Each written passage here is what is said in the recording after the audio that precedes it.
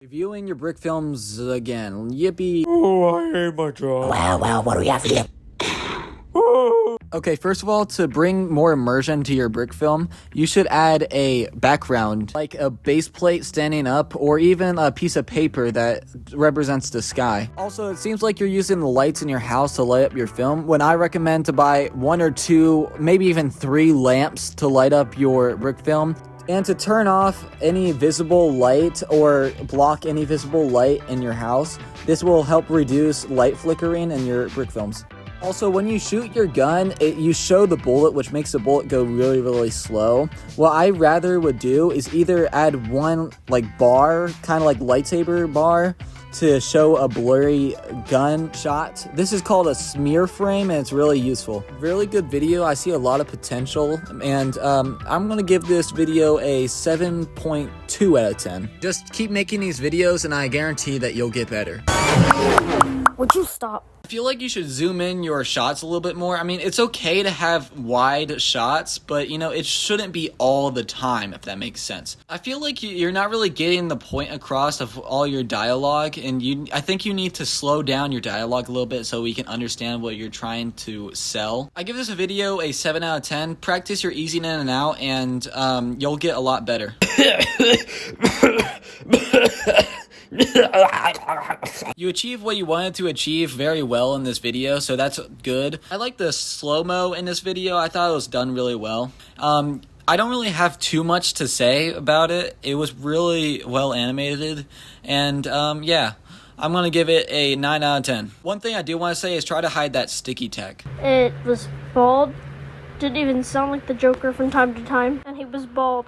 A big problem I saw in this video is that there was basically no animation. And what I mean by that is you had a picture, a still frame for every moment that someone's talking, and for full-on minutes, no one moved. It was the same picture, just there, where you should have them animate while the voices are going on, so we can, for one, tell who's talking, and for two, make the video a little bit more entertaining.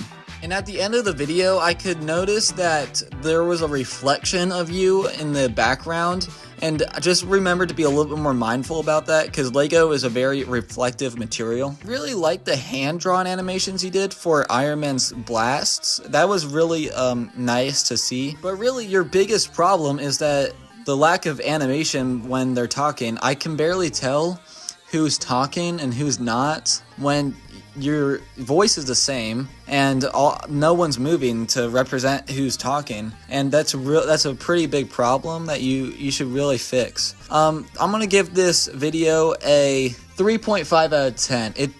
Again, it's being really held back by the lack of animation. I'm not trying to be harsh or mean or anything while scoring this. I'm just trying to tell you what I think the score of this video should be. Judge, with all due respect, Mr. Daredevil is, well, he's blind. I really love the set design in this video. A little bit of set design goes a long way, and you did a lot of set design. The animation in this is also pretty good. Whenever someone talks, they also are moving like every single time. There's barely any still frames, which is really nice and appealing to see. I think you do really well with the animation and the talking. Also, the video is very well paced. All the scenes are like the amount of time that they should be, which is always a good thing. Play around with your lighting a little bit, because it's one of the few things that I can see that you could probably do a little bit better.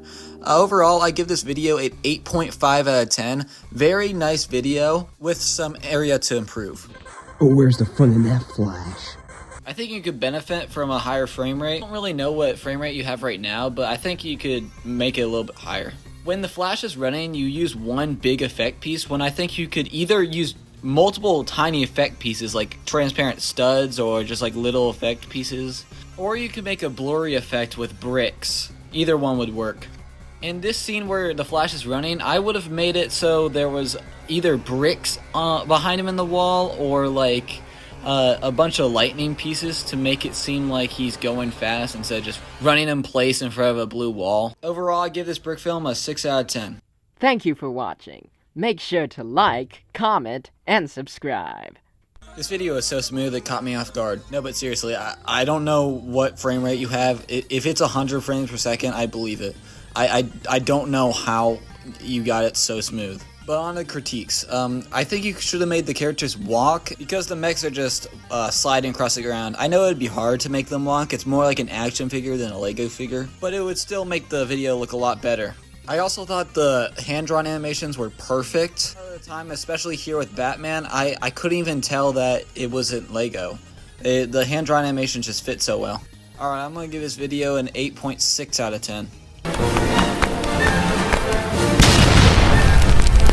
Alright, I loved the set design in this video, and watching you blow up that building actually made my eye twitch because of how good that building looked. You do all the things that experienced Brickfilmers do. One of which being lighting. Your dark scenes look dark and they don't look all grainy and stuff like a lot of people do. Also, the blood effects in this video are incredible. So incredible I'm not showing it in this video in fear of being age restricted. That's always a good thing, trust. Back on the topic of set design, I really like your Batcave set because it just looks really nice. It's kind of small. If I were you, I'd make improvements to your Batcave because it looks like the type of things you can add improvements on. One thing you need to work on is you need to work on your easing in and out, which is basically the smoothness of your animation. This mostly comes with time, but watching a few tutorials won't hurt. Also, I love your rain effects. Alright, overall a good video. I give this video an 8 out of 10.